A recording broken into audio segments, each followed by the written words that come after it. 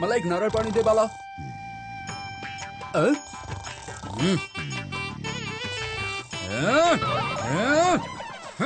बाला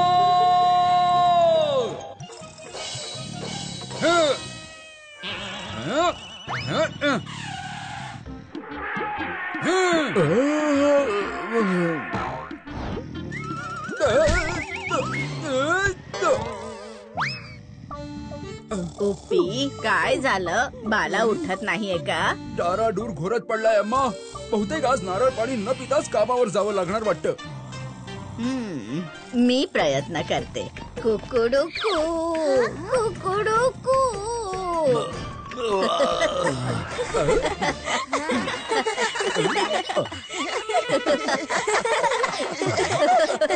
पण अम्मा, हे झालं कसं? अरे, रोज कोंबड्याच्या आरवण्याने जागण्याची सवय झालीये ना ह्याला.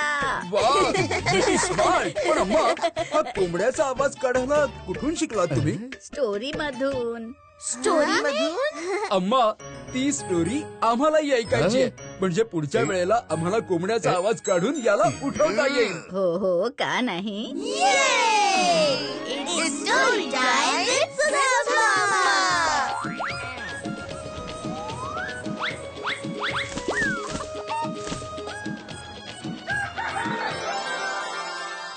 Two thieves. प्रणाम महाराज. ये सारंगा, बघ, राजा महाबिंदूने तुला सन्मानित करण्यासाठी आमंत्रण दिलं आहे.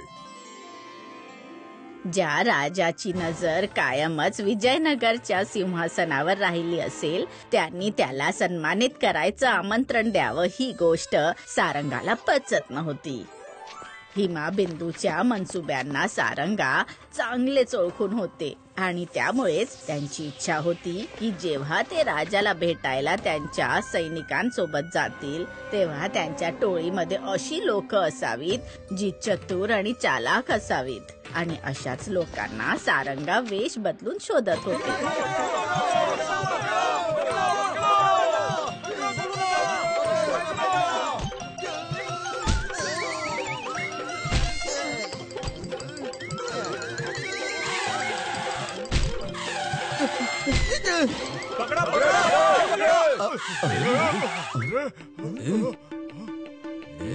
चला, शोधा त्यांना.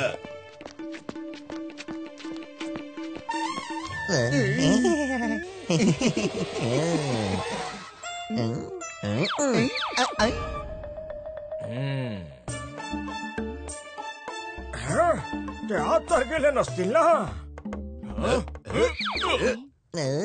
चुंगी, ते आले. अरे चला, निघायचं पटकन. ज्या चतुर चालाक लोकांची गरज सारंगाला होती ते चुंगी मुंगीच्या रूपात त्यांना भेटले. सारंगाने त्यांना त्याच्या सोबत जाणाऱ्या टोळीमध्ये सामील करून घेतलं.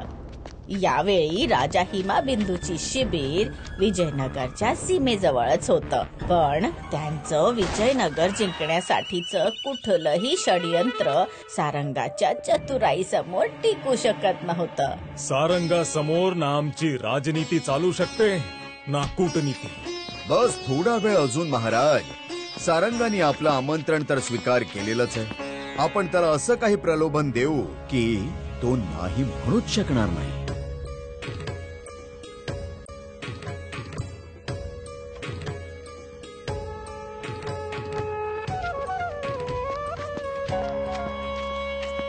ये सारंगा, स्वागत आहे तुझं. प्रणाम महाराज. आमच्या राज्यातल्या प्रतिभावान नागरिकांचे उपहार स्वीकार करा महाराज. वा, अद्भुत. अरे, तुझा सन्मान करण्याची आमची सुद्धा इच्छा आहे. आतमध्ये ये. ये सारंगा, ये. हा घे तुझा उपहार. महाराज, हे काय आहे? आम्ही तुला विजयनगरचा राजा घोषित करतोय. नाही महाराज, क्षमा करा, परंतु या मुकुटाचा अधिकारी मी नाही, राजा विद्याधर आहे. सारंगाला आपल्या बाजूने करण्यासाठी हिमाबिंदूने त्याला लाच देण्याचा प्रयत्न केला.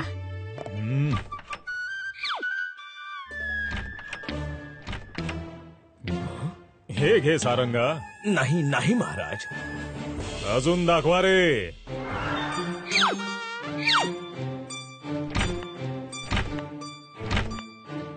एवढी अमाप संपत्ती पाहूनही सारंगा त्यांच्या महाराजांची गद्दारी करायला राजी नाही झाला. रागात येऊन महाराजांनी सैनिकांना बंदी बनवण्याचा आदेश दिला. लवकरात लवकर याला बंदी बनवा.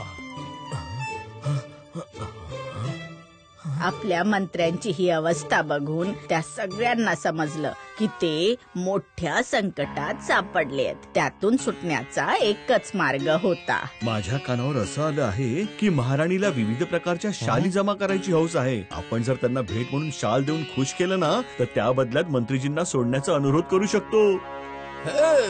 मग शॉल देऊन सोडवूया मंत्रीजींना. शाल तर नाहीये, एकच होती ती महाराजांना उपहार म्हणून दिली. इथे जोपर्यंत विवाद सुरू होते तोपर्यंत चुंगी मुंगी त्यांच्या कामाला लागले होते.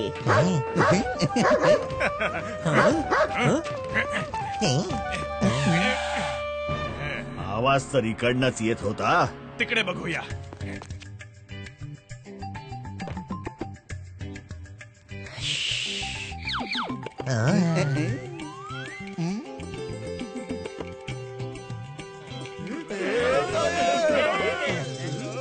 जसा विचार केला होता तसंच झालं. शाल चुंगी मुंगी कडून मन्नूच्या हाती लागली आणि मग महाराणींच्या हाती.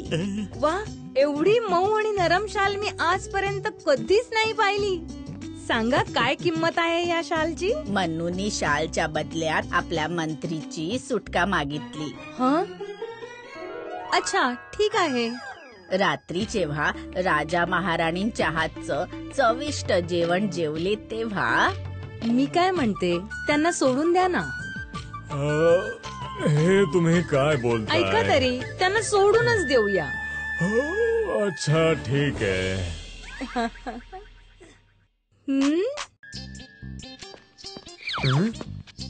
सकाळ होताच मंत्री सारंगांना सन्मानाने सोडण्यात यावे. काय? हे बघा, हा महाराजांचा आदेश आहे. होय. पण इथे एक समस्या अजून होती.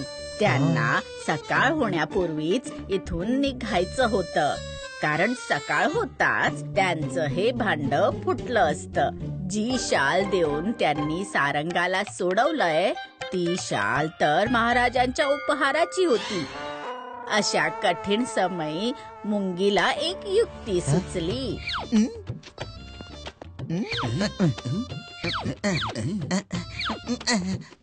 त्यांनी रात्रीला दिवस बनवलं.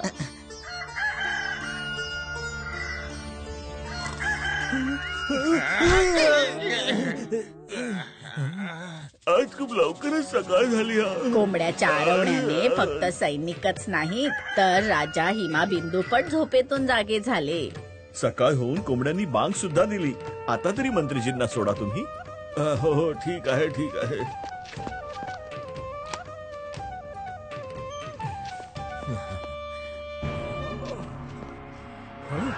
सैनिकांनो, मंत्र्याला कोणी सोडलं? तुमचाच तर आदेश होता महाराज की सकाळ होताच त्यांना सोडून देण्यात यावं.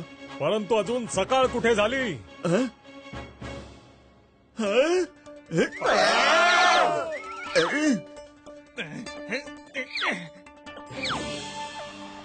अरे इकडे तर येताना पाहिलं होतं त्यांना. गेले कुठे?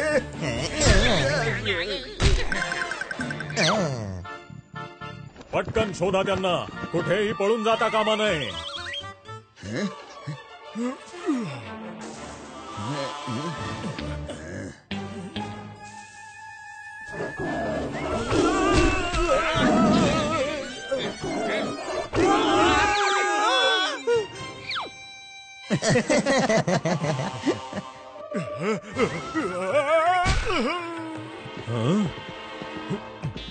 अरे पळा, राजा आला.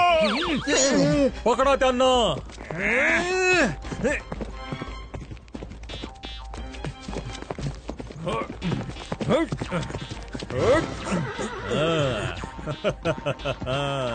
आता हे हसू तुझ्या काही कामाचं नाही सारंगा. आपल्या आजूबाजूला तरी बघा महाराज. तुम्ही विजयनगरच्या सीमेवर आहात. एक पाऊल अजून टाकण्याआधी विचार करा. मी सीमेचं उल्लंघन करण्याच्या अपराधाखाली तुम्हाला अटक करू शकतो.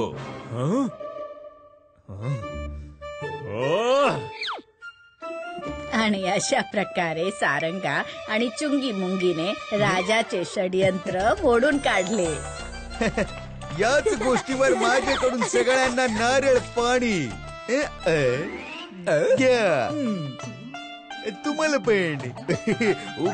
उभी मी राजा हिमबिंदू सारखा मूर्ख नाही बनणार. मला माहितीये की तू आहेस.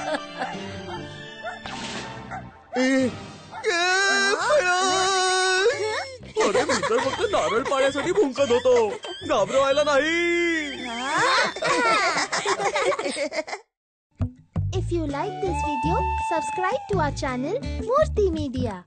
कुठल्याही गप्पात येते मी अलगद, हवं ते चाखते, गट्टम करते, साधासा खरा खरा किस्सा सांगते. आलेच मी आंबट गोड घेऊन